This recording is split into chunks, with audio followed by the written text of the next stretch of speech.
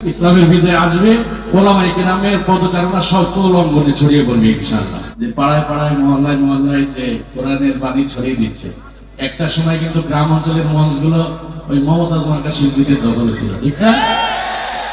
এক সময় যুবকরা যাত্রাপালার আয়োজন করতেন, সেই যুবকরা এখন যাত্রাপালা শিল্পীদেরকে ভাড়া না করে ওলামায়ে কেরামকে দাওয়াত দিয়ে মাহফিলের আয়োজন করে।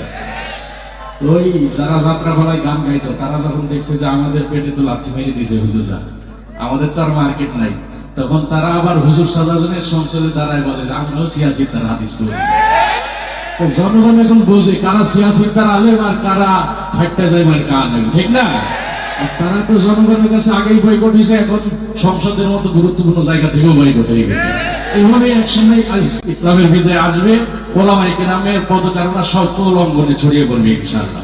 আমরা সকলেই ওলামায়ে কেরামের সাথে আছি, থাকবো ইনশাআল্লাহ ভবিষ্যতে। এতটুকুই আপনাদের সাথে আজকের কুশল বিনিময়। আমরা মাহফিলের মূল কার্যক্রমে চলে যাই, ঠিক আছে? সবাই দোয়া করবেন আমার জন্য, আমি যেন হকের পথের থেকে আপনাদেরকে সুস্থ বিনোদন দিতে পারি। আসসালামু আলাইকুম ওয়া রাহমাতুল্লাহি ওয়া বারাকাতুহু।